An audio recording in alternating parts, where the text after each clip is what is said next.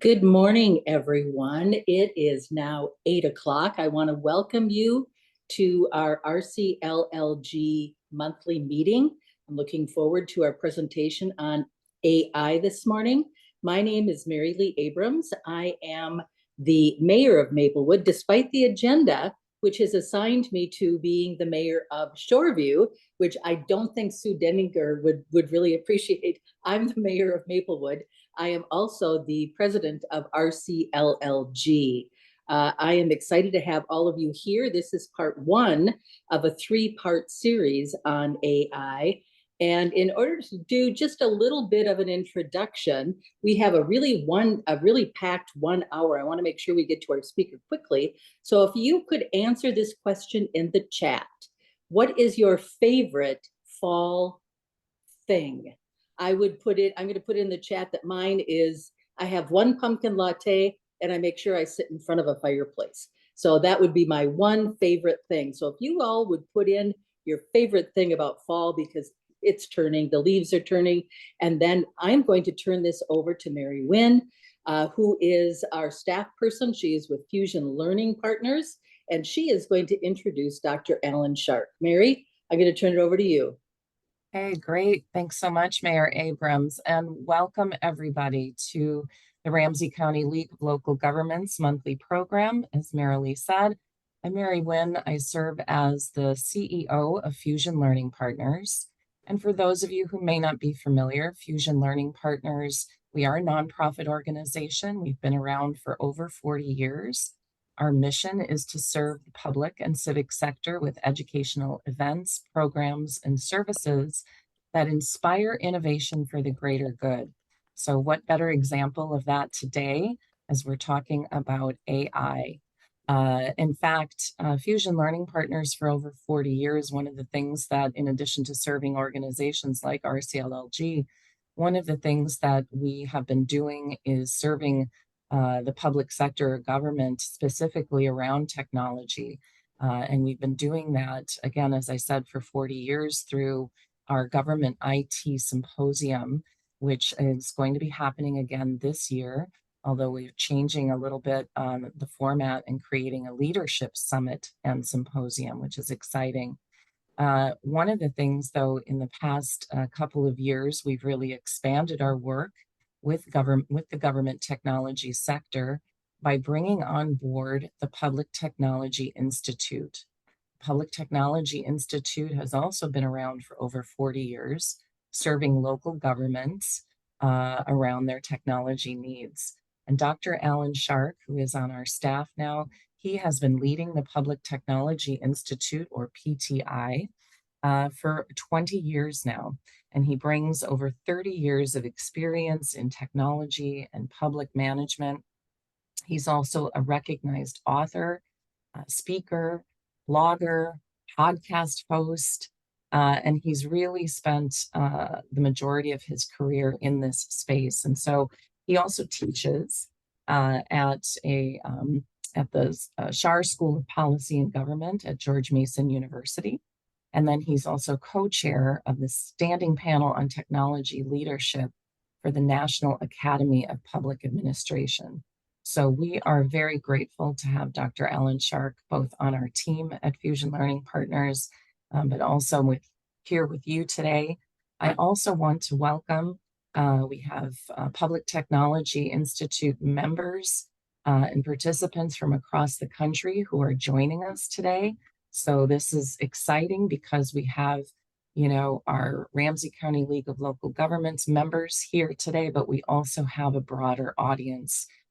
So it's really going to be a rich series, rich conversation, the ideas that you can all learn, not only from Dr. Sharp, but learn from one another. So with that, I am going to hand it off to Dr. Alan Shark. Thanks for being here. Well, good morning, everyone. Thanks, Mary, and thanks, Mayor. It's really great to be having coffee with you this morning. I think this is a great format, and I'm excited to share what I've been doing for about 2.5 years with AI. And I hope to leave a lot of time towards the end of my prepared remarks for questions. And if you don't, that's a problem. I'll just ask ChatGPT, and I'm sure we'll have a great discussion. But there's a lot I'd like to cover. And so let me share my screen with you. And of course, you realize it is um, Friday the 13th, which has also its interesting meaning when we're thinking ahead to Halloween and all those kind of things. For some reason, I'm not seeing my deck. Let me try this again.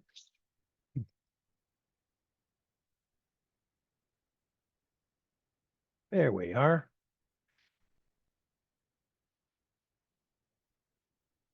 So again, this is going to be a three-part series. And we're going to start today with insights, kind of an intro, but don't let that fool you. One of the big questions is, what should I be doing now? What should I be avoiding? And I think towards the end, you'll get a better picture of how to view AI today. And there are four ways that I'll get to. And I think it's important to understand that. Where in October, we're going to talk about not only the ethics, but also some of the barriers, roadblocks, all this talk about guardrails. I like to use the word guide rails, and there's a real difference. And then in November, we're going to talk about the future. Where does this taking us? And the future is really coming upon us so quickly. It's hard to define what the future is. What horizon can we possibly map out to give us an indication of where we're going? So with that, let me start sharing some ideas. Part one, core concepts and applications. So in this slide, we see the dawn of artificial intelligence. This is a topic that dominates so much of our conversation. But if you look carefully, the dawn of artificial intelligence, this article appeared in The Economist in May of 2015. And I've had some interesting arguments with computer scientists who say, this is really nothing new. It's been around for 50 years and 60 years, and I'm a pioneer, and all this talk about AI is unwarranted. I have my own take on that. We can acknowledge that AI is everywhere, and the big question is this hype or reality? Are we in a hype cycle, or is this really happening? The answer is it's real. I do not believe this is hype. When you look at this chart, it took ChatGPT to reach 1 million users in 5 days. And by comparison, it took 3.5 years to reach that milestone with Netflix. So that's just one indicator of where we are. The second is that there are approximately 7,000 ChatGPT prompts every minute of every day. Now, this goes back to earlier in the year. My guess is that that number probably has tripled, and we are using more than just ChatGPT. That's the one that's probably been most popularized. But as you know, there are other platforms. I'm going to share with you the ones that I use, which hopefully you will find very, very useful. You've probably heard this before, and that is we're kind of in the fourth industrial revolution. Now, that's interesting because there have been a couple of revolutions. There's been the agricultural revolution that took us to the industrial revolution, but this has been kind of broken into four pieces. The mechanization, mass production, automated production, and new technologies. And today we're really talking about artificial intelligence. And probably even more particular, because AI encompasses so much, we're probably talking about generative AI, which has its own behaviors. And it's that is new. And so when I talk to my colleagues who in the scientific community, I'm in the public policy community, I tell them, I said, yes, machine learning has been around for a long time. Artificial intelligence is nothing new. Generative AI is only 2.5 years old. Okay. So a lot has happened. This projection is important to put things in perspective because one of the great fears is, will robots take my job? Now, I've done lectures just on that alone, and it's kind of fun. I'll share with you during this webinar series my take on that. And that's why understanding the agricultural revolution, moving into the industrial revolution is so significant. That gives us a clue of what we can expect, both pro and con. So I want to share with you a book that I put together. And the reason why I'm illustrating it here is not necessarily sell more copies, which is fine. It goes to our association. But I kept getting questions all the time. You know, how can you answer this? How can you answer this? How does this work with cybersecurity? What do you see in the future? What are the current issues? What is meant by ethics and bias? And I kept getting these questions, and I suddenly realized there was no one place that one could go and get all the information that would be useful to city, counties, and even state government. And I've had a few people on the federal side say, hey, this is pretty helpful to me as well. So I wrote it to answer the question, and it came out in March of this year.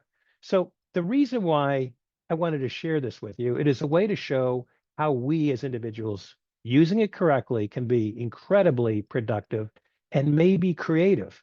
Now, for me, I try to envision a project from beginning to end. And I always like to have a title. A long time ago, I used to write poetry. And unlike others, I would start with a title. If I had the title, that would be the driving force to fill in everything else. In this case, when you think of AI today and you see all the art supplied and all the editorials and tech magazines, what do you see? You see a blue, ghostly picture of some humanoid kind of things, and maybe you see little digits of ones and O's. And to me, that is so ordinary. I wanted to be different. And somehow I thought of the octopus. Now, if you ever seen the Netflix series, the documentary, my teacher, the octopus, it is quite a remarkable documentary. It's still around. It made me appreciate the fact that these creatures are incredibly intelligent. They have a couple of hearts, a couple of brains. They're very, very aware, and they can change their surroundings. So, and believe me, I was totally sober.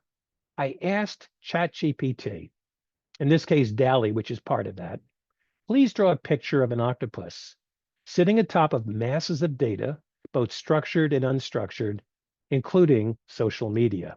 And within probably 15, 20 seconds, it came back with this. And I said, wow, that's pretty incredible. It touched all the bases, literally. Then I thought, that looks kind of carnivalish. It doesn't look all that serious, but that was pretty good in such a short amount of time to take something in my brain, abstract as it is, because this didn't get it in stock video or stock photos. It had to create it in seconds. So then I asked the question, could you draw something a little different? I got this, and I thought, oh my gosh, this looks like Phantom of the Opera. I think I like the first one better. And I said, maybe a little less colorful. Bam. That was it. I said, okay, that's serious. That does it. And I also asked for higher resolution. I think initially I put in camera ready. That didn't do it, but higher resolution absolutely did it. So this book is available, Barnes & Noble. Now it's available in Amazon, and it's Kindle, and they're one and the same. So it's available. But here's what's interesting about this book to show about our ability to be creative. It is AI-assisted content. Notice under my name, I'm absolutely acknowledging worked with ChatGPT, Google Gemini, Perplexity, AI, and others. And notice the subtitle. It's not only a primer for state and local government, it's everything you need to know since yesterday, recognizing that things are changing. I'm already contemplating a second edition that will come out early next year. It'll be much the same, just some new stuff. So AI-assisted content. Now, you can imagine anybody familiar with the academic world. I teach. In fact, I was teaching last night till 10 o'clock. One of the things when I showed the dean, and you would think the dean would be proud. And his first question, well, who published it? And I said, well, PTI. There was kind of a frown, a snobbish frown. And, it wasn't like this isn't an academic press. And, I'm uncomfortable with the fact that you're using computer generated art and you're acknowledging all this. And that leads me to the second thing I want to mention is that this book was rejected by my publisher. I have some textbooks out there by very popular, the best in textbook publishing worldwide. And I have to say that I got the sweetest, most loving letter of rejection. I'll never forget it because the person I know well said, I'd love to publish it. I get it. I would give anything. But our company policy says we cannot print any cover art or any illustration that is acknowledged as AI generated, and we cannot use any content that is associated with any help from AI. So we're dealing with laws and norms that kind of stifle some of the creativity. That didn't stop us, but it just shows some of the obstacles that one has to go through. The second is I utilized 6 different AI applications. So it wasn't just one. Wanted to get a mix. Now, all the writing is mine, but helping me think out, help navigate this whole thing. I use ChatGPT, Perplexity AI, which I'm very high on, Google Gemini, DALL-E, Microsoft Copilot, and Grammarly. All art is AI generated. And there are something like 26 illustrations in the book.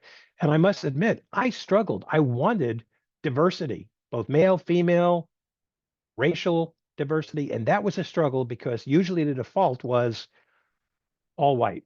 And I was troubled by that. And I had to kind of go back and say, please redo this. And it was a little painful. So this science where it is today is far from perfect, but it gives us a lot of hope for what the future might look like. Remember, we're only dealing with the 4.5 generation. And so imagine what this is going to look like with the 8th and 9th. By comparison, when we look at Alexa, Alexa is 9 years old, and that technology has expanded. Now it is infused with AI. It is doing far more than ever contemplated when it was launched 9 years ago. So AI helped format the book. AI edited twice, and there's still mistakes, which bothers me, but we'll work on that. And then finally, the octopus has 8 limbs, and the book just happens to have 8 chapters. So there we are. So the big question has to do with definitions. What is artificial intelligence? We think we know what it means, but if we look at it classically, it is the theory and development of computer systems that are able to perform tasks that normally require human intelligence, such as visual perception, speech recognition, decision making, and translation between languages. That is the best definition that I have come up with that has been published, and that makes me comfortable. But in much of what we see today, especially in government applications, we're really dealing with augmented intelligence. So I came up with this definition, which is augmented intelligence really is the theory and development of computer systems that are able to supplement human decision making, planning, and forecasting based on abundant sources. And this is an important word, quality data. It is augmenting what we do. It is not replacing us, at least not at this time. And I think we have a pretty good sense of control of where we are today. Now, it is grown because of the following factors: advancements in complex logarithms, software, dramatic increase in speed and computing power, ability to digest data from various sources, ability to store and retrieve massive amounts of data, ability to self-learn, and so much more. So the fact that it can learn every time is amazing. And many of the applications we see today are not necessarily generative AI. We have something called RPA, repetitive process automation. That does not necessarily rely on generative AI, but it is doing the work of humans in a very creative way. And of course, those who are inventing the systems are quick to point out it is removing the tedious, boring jobs that are out there. The big worry we have is they may be tedious, they may be boring, but for many, that is a lifeline for income. So there is some worry here. So where are we now? Machine learning is advancing, excellent in augmented decision-making as a tool. It is excellent for finding patterns. This is where you get into predictive analytics in police, safety, and health. Excellent in identifying and understanding anomalies. Excellent in data visualization, excellent in predictive analytics, excellent at robotic process automation, referred to as RPA. And federal, state, and local governments are starting to embrace this in ways that I think many people might be surprised at. So it's happening. And there may be some other things, and we can open it up for discussion. So where are we today? Well, we're kind of in the middle here. According to this author, Amit Paka, he sees 3 stages of AI. You had machine learning with bots and Alexa and all that. And then he saw the middle area, advanced network trained to build ad hoc models to learn from custom data. We're kind of there. And then we have something that is called cognitive self-learning, which is frighteningly called machine consciousness. This is called by other names, and this is when machines are on par with humans, if not superior. Some people think it's 20 years away, 30. Some people say it'll never happen, and some people say it can happen in 10 years. So we have to watch that very carefully. We asked our members last year, what impact do you believe AI will have on local government operations and service delivery over the next 3 years? Almost 60% saw a dramatic change. Only 42, say 43, saw little change, but nobody said no change. Is your department currently involved in an AI project? 40% said yes. Obviously, 60% said no. What are the areas in which you might see the greatest benefit of AI? Cybersecurity management, data analysis, citizen engagement, predictive analytics. I must say, we just did a survey again. We're about to release it in the coming weeks. And number one was not cybersecurity this year. It was citizen engagement. Very interesting shift. Do you believe that training to better understand the implications of AI? 90% said yes. Only 14% said no. So at PTI, we are building a course, a certificate course on AI that will, I think, be beneficial. We'll let you know when it's out. It could be out later this year or early next, but we welcome you to consider it. Do you believe, here's the next one, does your local government have a policy in place, which is where many people begin? And 42% said no. Only 4% said yes. That is changing dramatically since September of last year. And 17% acknowledge, yeah, we should be doing one. What are the areas that concern you the most? The first, obviously, is ethics, the unauthorized release of personally identifiable information, wrong and harmful decisions, and misinformation, disinformation, followed by bias. Gives you a kind of an interesting picture here. AI can be classified into 4 basic categories. I mentioned at the beginning. How do we best look at that? Well, personal productivity tools, things that can help us become more productive. Writing a book, writing a letter, organizing our thoughts, developing an outline, things like that. The second would be enterprise type applications. What can we do for our local governments? What can we do for our organizations generally?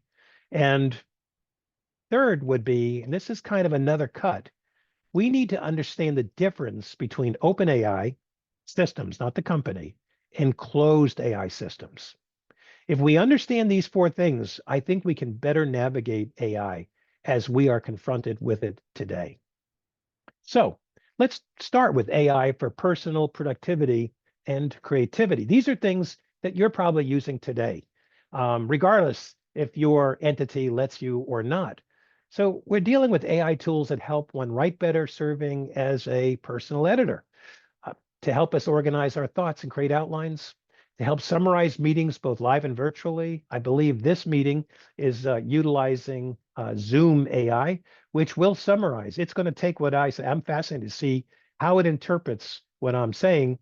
It doesn't just say what I said, it summarizes what I said. So if you have a meeting and you have a number of people, it knows who everybody is by the way you sign in to Zoom. So that part is solved.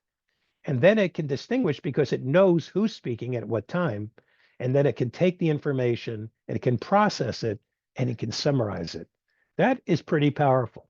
And then AI to research certain types of information and data. I'm giving a talk tomorrow. Help me do this, help me do that. Using AI to schedule meetings among various individual and groups. And this is becoming kind of a growing field. It's very active. It actually is contacting people in live time saying, I haven't heard from you. We need to set up this meeting. Which of these 3 time slots are you available? If not, let me know. And it's constantly probing your list to help you set up that meeting, which is always so difficult. It can also be used to generate computer code for internal applications. And of course, helping create illustrations and chart from data. And some of the newer applications that are just now being released will actually help you develop video as well. It can help you gather news and information on topics of interest. And it can help translate between written and spoken languages, which is huge. So I mentioned open and closed AI. What is the difference between these two? Well, let's look at AI for government. They can answer questions via chatbots. This would be the enterprise thing, things that would help your entity. So chatbot seems to be the low-hanging fruit, so to speak, and some of the offerings are unbelievable. companies like Citybot, that has systems in the smallest of governments and governments like Baltimore, Maryland, and Denver, Colorado.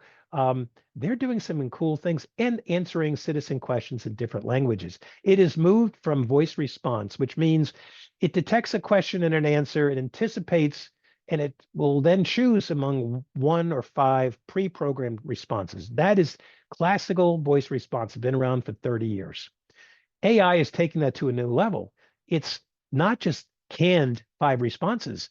It is coming up with ways to help the citizen, like say, well, I can't help you here, but have you considered this? Have you considered that? And usually they know when to hand you off to a human when they reach a roadblock. It can be digital assistants that help us plan our meetings, plan our day, and plan for the presentations that we need to make. It can help us with citizen service requests and responding. It can help us with robotic process automation. What can we do to better automate processes, freeing up staff time so that they can be more productive elsewhere? Speech recognition and listening to social media, monitoring it all the time, 24/7, and maybe waking you up if something disturbing or harmful is detected. Research on command cybersecurity threat detection and proactive response. I've identified 14 areas where AI can be useful in cybersecurity protection. And then when I first came up with that, I was pretty good. I said, I've done my research. This is really kind of a good list. And then the next night I had a nightmare saying, I'm doing everyone a disfavor because there are probably at least 10 things that we have to be careful of. There is no panacea here. We have to be alert. We still have to be in charge. And in this case, with cybersecurity, I worry about over-reliance on technology. And that's true, whether it be AI or something else. It could be great for predictive analytics and developing reports, looking for trends, and reporting back to the public or other managers. Great for data analysis, and again, language translation. This would be an example of enterprise-type applications. So here are some examples of role-playing and prompts to use for role-playing with ChatGPT. Now, the word prompt is something that's coming up over and over. There's some courses that are offered by colleges called prompt engineering. It's how you ask the question. And I've learned that sometimes when you ask a question, you may not get the answer you're looking for. Rethink it, recast it, ask it again. And very often these models don't remember your question. Now, it is keeping a note of what you asked. You can usually find all the things you've already asked because it knows who you are. You have to have some form of registry with these systems, even the free ones. But asking a question different ways at different times, you may be surprised to see that you will get different answers. And that's kind of important to know. I go the next step. I'll ask different AI agents a similar or same question, and then I kind of meld them together and see what kind of response I am getting overall. But here's some interesting ways that one could look at it. Here's a city council member, and here's an example of a prompt. As a council member, ask me relevant questions and critique my responses as I present elements of my proposal for improving public transportation. So that's a good example of a good prompt. City manager prompt could be, as a city manager, provide feedback on my proposed plan to streamline city services using digital technology and suggest potential improvements or areas of concern. Now, it may give you a bunch of junk, but it might help stimulate some new mental pathways that give you new insight that you didn't have before you asked that question. Now, clearly, you have to submit the document for that to occur. And so another example of prompts would be the chief financial officer. As a CFO, evaluate my proposal, my proposed budget for the upcoming fiscal year, focusing on the allocation of resources to key infrastructure projects. Or concerned citizen prompt. As a concerned citizen, question the implications of the new housing development on our community's resources and infrastructure and suggest alternatives. And then finally, a small business owner. As a small business owner, provide a proposal for a new economic development initiative aimed at da-da-da. For some reason, it cut off my screen, but you get the idea. These things are really important. So mastering how to ask questions is really important. Now, this slide deck and this whole presentation is being recorded, so you'll be able to see it. So the question is, what are my top AI applications? for personal use, because that's the thing that we've really focused on the most, because this is within our control. I use ChatGPT. I use Google Gemini. I use Perplexity AI. And what's nice about the, number three is that this actually makes an attempt to give citations of where it is getting its information. Now, I always say check it, because we know that AI sometimes the way it's programmed, it is programmed to anticipate the answer that we are seeking. That's important to note, which means that is pretty much why you get wrong answers, really wrong answers that can be very, very misleading. This is called hallucinations. I asked AI a year ago, what do you know about Alan R. Sharp? Just me. I put in the middle initial to kind of make sure. And there are very few of us out there with that combination. And it came back 50% was absolutely correct. 50% was totally wrong. I mean, really wrong. So I went back and I said, hey, you didn't get this right. And it came back and said, I apologize. I'm still learning. I'm new. If you would be so kind as to write the corrected version, I will make sure that I make note and all that. So I'm thinking, darn, the last thing I want to do is write that. But I did. I waited 3 days and I went back, same question. And this time, 50% was right, a little different, but 50% was wrong, really different. Embarrassingly different. It had me with a law degree. I don't have that. It had me with a doctorate at University of Maryland. No, I have University of Southern California. I mean, it was fascinating what it had me as. Like I was the CIO of the city of Atlanta. No, I visited Atlanta. I gave a talk there. Had me as the CIO for Arlington County in Virginia. I visited. I've spoken there. So somehow it was taking something. So it's nice to know where this stuff is coming from. DALL-E, great for art generation. And of course, you now have other opportunities to generate art from Adobe, which is terrific, and Canvas and the like. Grammarly, really good at helping you perfect how you say things and sentence structure. Sometimes I struggle and fight because I have a personal style. I'll overwrite it, but at least it's given me a clue of what I should be doing for perfect English. It is now AI empowered. Microsoft Copilot is getting better all the time. And then you have Chat PDF. Now, you may not have heard that, but if you're looking at the legislation that comes out from your state legislature, this can be kind of useful, because if there's a bill, usually it's PDF or you can convert it, and you have pages and pages of legislative nonsense to get to the heart of what does this bill really say. Chat PDF, you feed the PDF version and it gives you a summation, and then you can query it and actually ask questions and have a really good, healthy sense of what this particular legislation or bill is talking about. You have Otter AI, which is kind of like what we're using today with Zoom AI. And Otter AI kind of looks like one of the boxes on the screen here of a participant. And it is listening to all of you. It is capturing and summarizing the meeting. And then you have, well, I mentioned Chat PTF. I don't have that. Napkin AI. Sorry for this. Napkin AI is like you're in a restaurant and you have these great ideas and you want to see a picture or a flow chart. This can take it and visualize all of that. So the major points and issues that I want to leave you with is understanding open and closed AI systems. Now, I mentioned if you have all these speeches and data and all that, the last thing you want to do is put it into something where personal identifiable information can be viewed. You treat these things as if you're screaming to the public. So one has to be very careful. It's great to say, help organize my thoughts.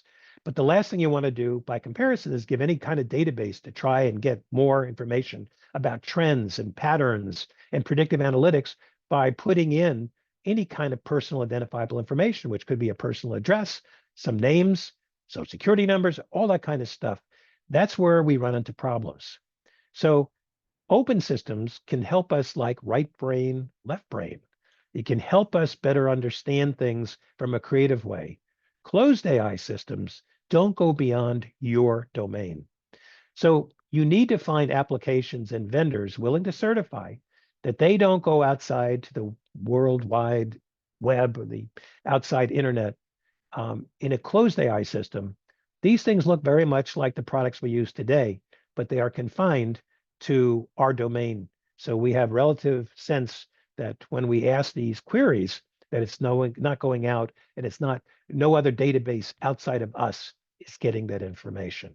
So that's to me is an important thing. As I said, the four ways to think of things.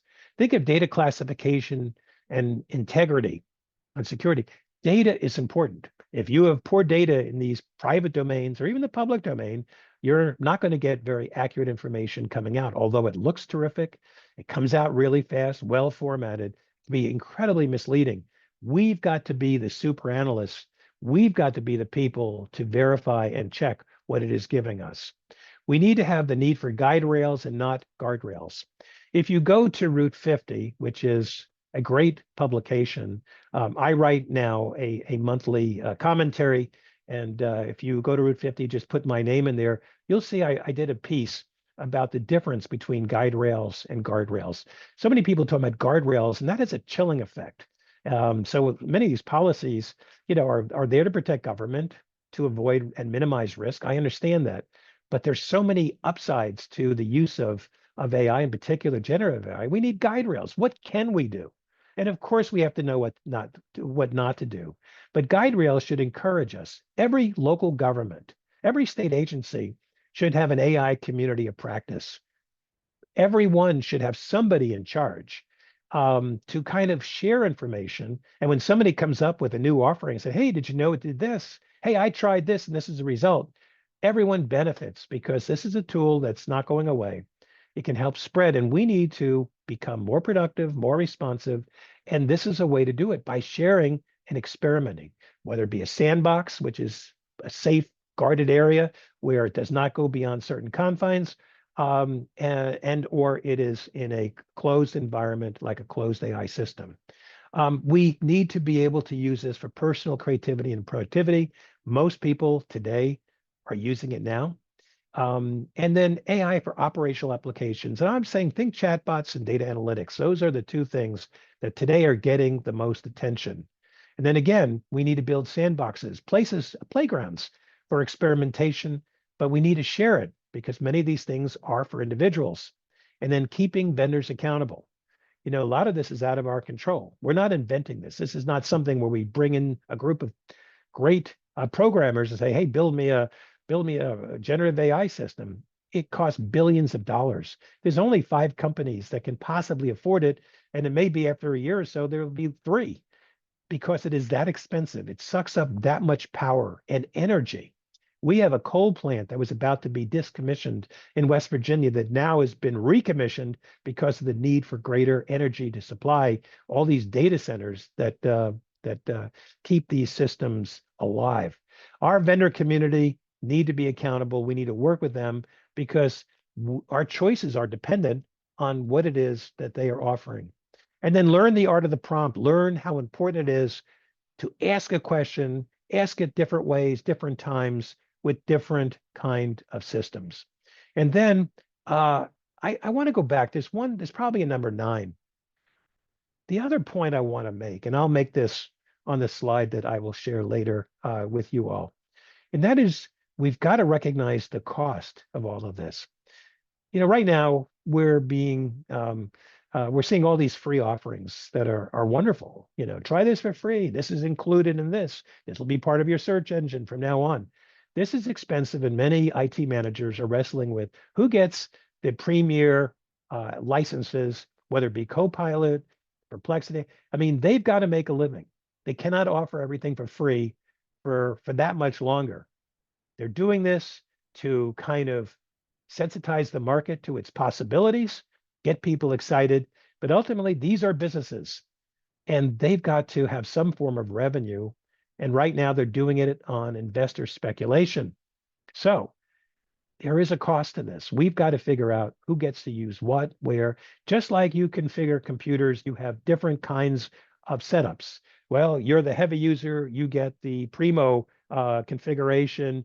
You're a mid-level, you get this. You don't need that much, you get this. So we've got to be very careful.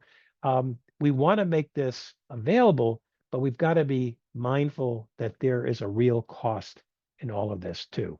So when we meet again in a couple of weeks, we're going to talk about the ethical implications and other challenges, and kind of more of a focus on things we've really got to be careful, watchful for. And then the final one, of course, will be where are we going with all this? And I may very well, as part of the presentation, do a live chat with artificial intelligence for you. As Mary said at the very, very beginning, we've got a couple of programs that may be of interest.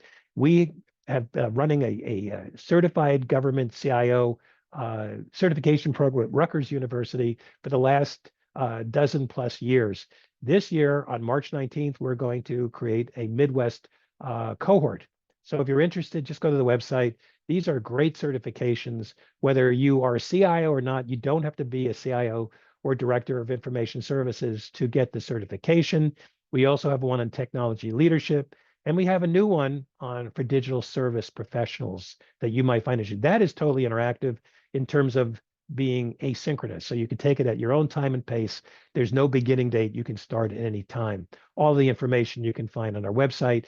And then we're going to be in your neighborhood. We are your neighbors. We are in Minneapolis, November 19th and 21st with our Govit Leadership Summit and Symposium, as Mary mentioned earlier on. So this is my contact information. And now I've left a little bit of time for questions. So with that, I'm all ears.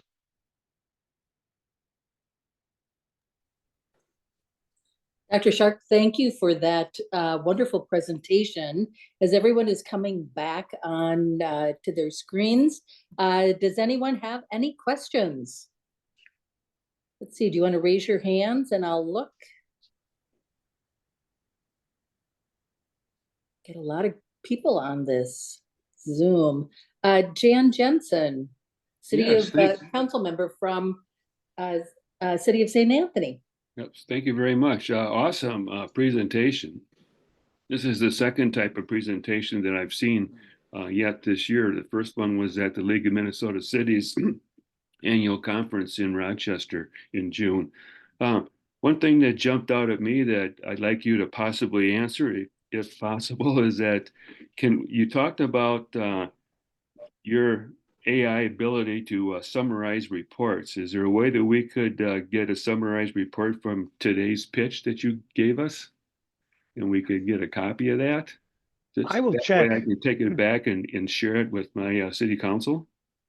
Yeah, well, two things. One, this is recorded, so you'll be able to see this. The slide deck will be available. I've got to make a few changes, but it will be available. But we'll take a look at the summary. We're curious. We haven't used this feature before, so if we can, we will make it available just to show you how good this or bad this thing works. And you know, there are different players in this. The Zoom version is relatively new. The Otter has been around for more than a year, so. I want to, if it's good and at least presentable, I'm happy to share it. If it's not, then we would tell you as such. So we have to be careful. I've heard cases where summaries, you know, sometimes leave something important out, and for those who have to worry about public records, that could be a real problem. But for the most part, with these agents, it does work. It doesn't do as good in a live meeting because it has a harder time understanding who's talking.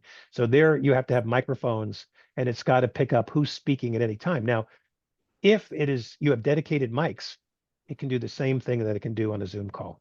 So yeah, I would consider sharing that for sure. Thank you. Anyways, again, really an incredibly informative report that you gave us with insights that I never had before. Thanks, Jan. I see that Mary Wynn put into the chat a notice: if you're interested in learning more about AI, cybersecurity, government technology, leadership, digital services, and more, please join us at the upcoming GOVIT Leadership Summit and Symposium. And then Mary has a link to that. So please check out the chat. I see from Michael, there's a question in the chat. How would you advise cities on policy development? And then he goes on to say team sizes or staff to include. It varies. Good question. I cover that in the book. I have some examples. And the good news is some of the heavy lifting has already been done. So you're not starting from zero. The policy that I like is the one that I found in Tempe, Arizona. And I've interviewed that person. I do a podcast.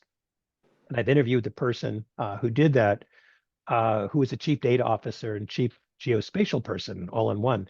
And she had the foresight to realize that they need to get something in front of them. And they passed, she put it together, and it was passed by the city council unanimously. And now they're working on guidelines. There's a whole thing. Is it guidelines or is it policy? It doesn't matter as long as it's flexible. It should be all encompassing. It should really talk about the principles. It's much for the public who are very concerned about this, who in many cases are rightfully distrustful.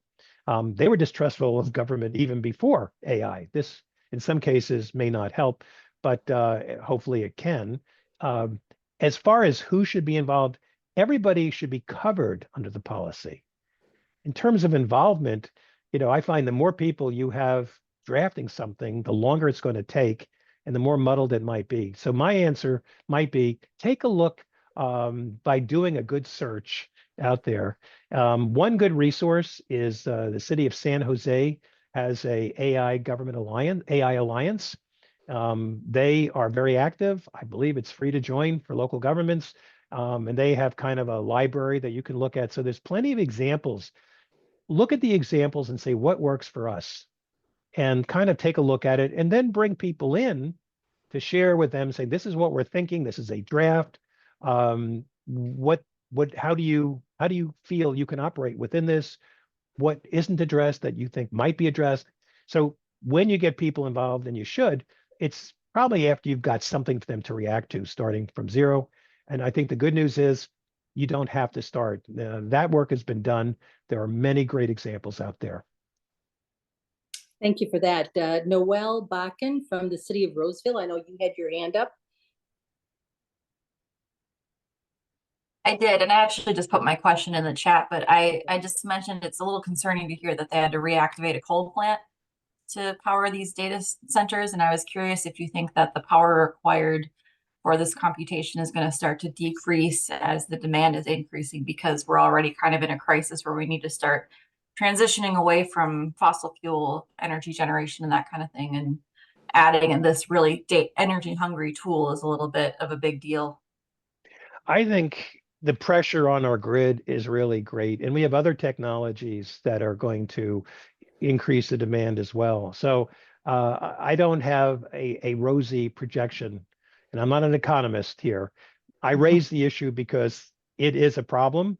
And given the competition, there's going to be more people and more people doing it. Now, if it turns out the competition lessens, I don't think the computing power is going to go away, because some people said, well, if we have 5 players that are duplicating things and now we only have 3 because 2 couldn't make it, then we'll have less demand.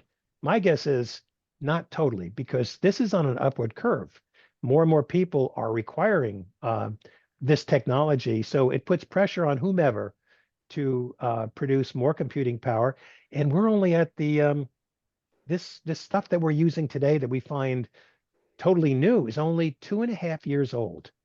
It's like a child, and it's just beginning to speak. And now it's being able to do video. So one has to imagine that the demand for energy is going to increase dramatically, going to put pressure on many communities here in Northern Virginia, where I live. It's putting pressure because what people are realizing is that some of these big data farms are not as quiet as they were led to believe. They make noise, and it's caused a real bit of a problem. So it's not just going back to coal fire.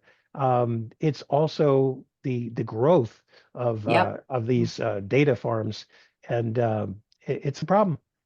Interesting. So yeah, there's gonna be some land use complications too. Yes. Thanks. Yes. Yeah, that's a great response. I appreciate it. This is a great webinar. So thanks for taking the time. Thank you.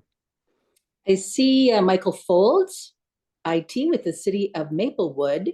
In the chat, he says that MNIT has a good policy they adopted last year also.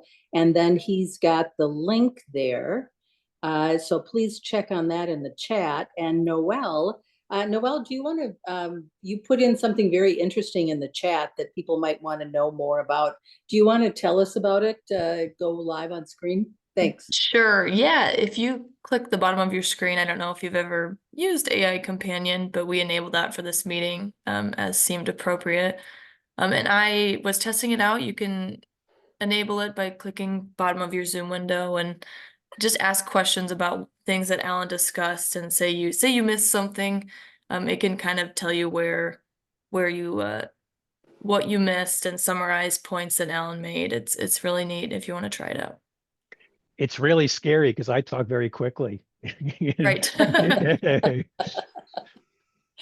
Okay, other questions? Other questions? One question I have, and you touched just a little bit on it. I think you plan on speaking more in part 2 or part 3 about job loss and about is this in fact going to supplant? I think someone put that in there. Teresa Miller put it in there in the chat about supplanting people and jobs. See, as a more general question, do you have long-term concerns about AI supplanting and therefore diminishing? Well, she talks about critical thinking skills. What are your thoughts on that? And then also, what are your thoughts on jobs? Let me start with the jobs because I did start with that and I didn't finish that. Good question on the job thing. So there are people who are very fearful that this will replace the jobs. To any extent that jobs are replaced, they will be the repetitive process automation jobs, the jobs that are generally kind of boring. But there are very few of those kind of in government. But those jobs could be challenged. What I really see is not people being machines replacing people.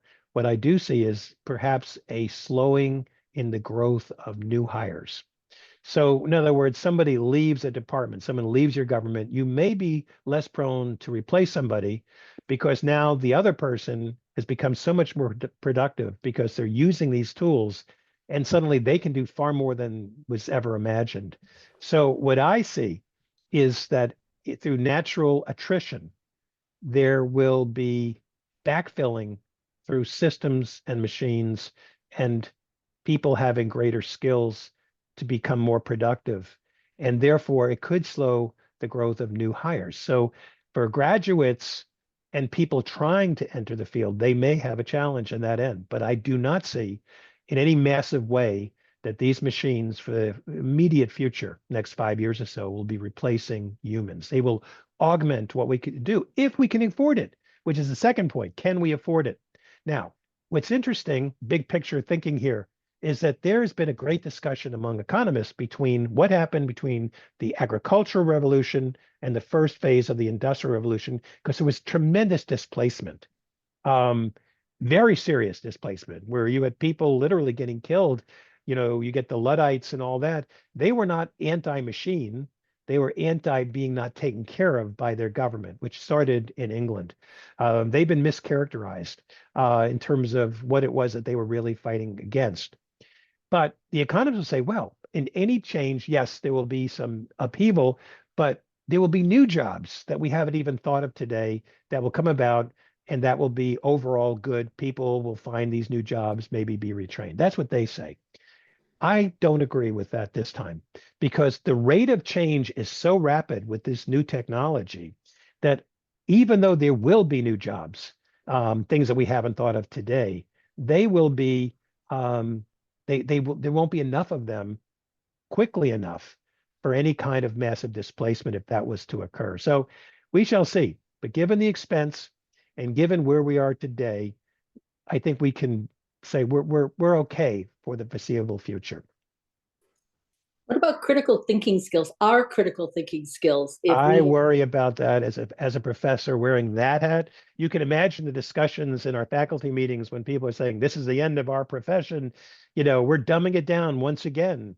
Schools of engineering used to require slide rules and wouldn't allow handheld computers.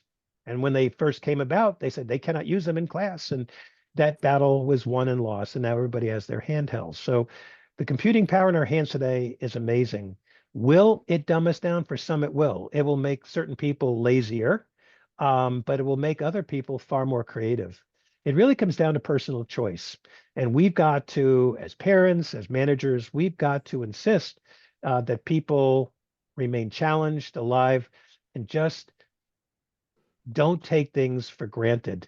That's an easy thing to say, but I see many people getting lulled into the easy way. But it also is incumbent upon teachers today to kind of figure out more creative ways to engage them. For example, instead of banning it in my classes, I wrote in my syllabus, here's how to use it. I want you to use it.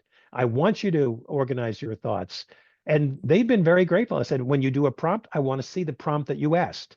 If you're coming up with a response, I want to see the response. And so it's like an open, honest relationship, teaching them how to use these tools and how to think. It may be different, but I think for the curious, and that's the ultimate goal here. And we have to remain curious. For those who are not curious, you know, that would be true whether there's a technology in front of them or not. People who are not challenged, who are not curious, will just do the same old, same old. Those who are curious and are adventuresome and need to have their brain stimulated, this can be fantastic. For those who are lazy, this could have certainly a dulling effect. That's really an individual choice. Parents have to be aware, teachers, professors have to be aware, as well as public managers. What is it doing to our brains? Thank you very much. You know, we are just about out of time. I know Noelle has a survey for people. It's a really quick little poll. If you would please answer the questions, that would be helpful for RCLLG. And I want to say thank you to Dr. Alan Shark. This was part 1 of 3 parts. I hope you will join us again on October 11th for part 2. And I'm really looking forward to that. I learned an awful lot today, and I think that we'll have even more questions for you in part 2. Dr. Shark, would you like to have any closing remarks? I just appreciate everyone getting up and having coffee with me this morning and sharing your thoughts. I do look forward to seeing you all in October. And yeah, bring me your questions. I mean, there's so much that we have to learn together. And again, it's like an infant. The stuff we're dealing with is 2.5 years old, and it's just learning to speak. So we've got to stay in front of this. Thank you very much. And I am going to give you 2 minutes back, everybody. We are having a board meeting after this. And so you can just simply stay on this Zoom call. We will start at 9:05 with our board meeting for Ramsey County League of Local Government. And I want to say thank you to everyone. Yes, it was very enjoyable to have coffee with everyone. And thank you, Dr. Shark. Bye, everyone. Bye.